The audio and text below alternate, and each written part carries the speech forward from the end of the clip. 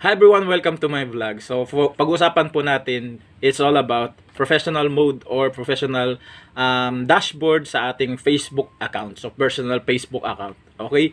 Sa mga maraming nagkakamali ngayon sa mga small YouTuber or small vlogger na katulad ko, digital creator dito sa Facebook, na kapag inon nila yung professional mode nila, pinipindot ulit nila yung off.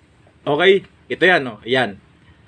Kapag pinindot nyo yan, magdasal na kayo. Magdasal na kayo. Kasi, pwedeng hindi na bumalik yung professional mode nyo. Okay? Kapag inon nyo na yung professional dashboard nyo o mode nyo, professional mode, wag na wag po ninyong pipindutin yan. Yan. Yan. Ang kulit ah. Ang kulit ah. Okay. Yan. Yung nakabilog na yan. Okay? Wag na wag nyong pipindutin na yan. I-off. Kasi maraming small video creator dito sa Facebook na napindot yan.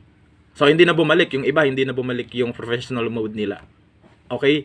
At yung iba, ang impression nila is 5 million impression, yung engagement, 4 million engagement, followers, lahat yun, lahat ng nandyan, yan, zero.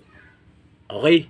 So, kailangan dapat mag-ingat tayo sa mga nag-uumpisa pa lang. Siyempre, kagaya ko, nag-uumpisa pa lang ako, pero as a small video creator, pinag-aaralan ko muna kung paano, kung ano ba yan, kung ano ba yun. Okay? So, kailangan dapat think before you click. Okay?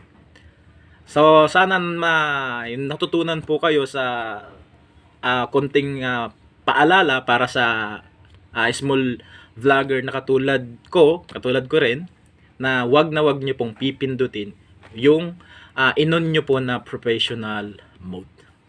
Okay? So, maraming salamat. Don't forget follow my account and subscribe my YouTube channel. Thank you.